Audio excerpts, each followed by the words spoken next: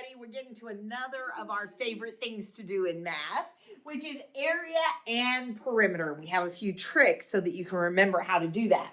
So keywords for area and perimeter. First of all, let's talk about area. Area is the amount of space inside a shape. And I want you to look closely at how I wrote that because that's the neatest I'll write all year long. It's very good. Thank you. I'm very proud of myself. So key words that are going to tell you that you are going to calculate area are going to be words like inside. Ooh. Yes.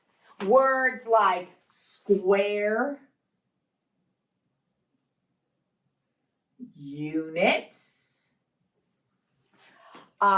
Things like in your home that you're working on, like tile or carpet. These are all things that you're going to use once you're a homeowner. Paint. When somebody talks about the face of a building or the face of a shape, that is telling you, or a keyword that tells you to calculate area. If they ask you for the surface, of course. Or even if they say cover, like we want to cover our swimming pool. How much is that area? Okay, or if you have to calculate how much you need to cover something, you would know that you're having to do area. All right. So like this little fella right here says, when I wash windows, that is area. But wait, I have something else to show you. This is my hand. Not kidding. Now, the reason we did this is because last year I was out for surgery during area and perimeter, but we always use our hand to show things. So I'm going to show you something. If you could cover whatever you're working on by using your entire hand, that is area. Just like this window washer would show the surface using his hand.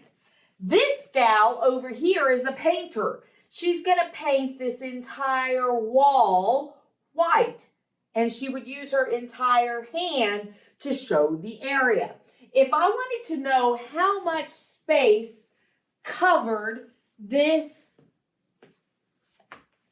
I can't think of the name of it. Board, it would be area, and we would use our hand.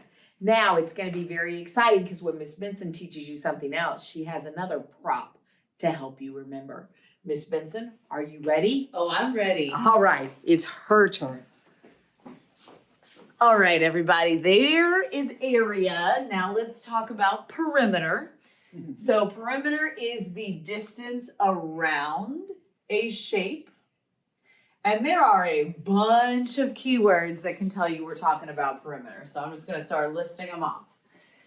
If something asks for how far around the outside, or if it actually says the word around, those mean I'm looking for perimeter. In a lot of these word problems, you're going to see like real life examples. So if they start talking about putting up a fence, that's perimeter. Or if they're talking about putting up a border around a room, around a piece of paper, anything like that, that's perimeter.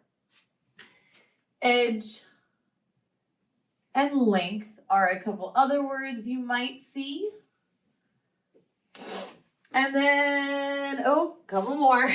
If I ask about the distance around a shape, or if I am talking about the trim or rim of something. Okay, and all of these will make more sense when you see a real life problem. But we have our other prop for perimeter, so I can show you what some of these words mean. And it is another one of Miss Voss's hands. For real, this is her hand. Doo-doo-doo. And it's going to help us talk about perimeter. So let's look at this picture down here. We have this girl who is a photographer, and she says when she frames photos, boop, boop, boop, boop, that's perimeter. if I can trace around just the outside of it with my finger, that means it is perimeter. So same thing with the board. If I am tracing around the board or measuring the distance around the board, or this might be called the trim of the board because it is the very edge. You see how many of those keywords I just used? That means I am talking about perimeter. And that is super important because almost every problem that we give you from here on out is going to have one of these keywords or one of the area keywords in it. So make sure you know them. We'll see you in the next one.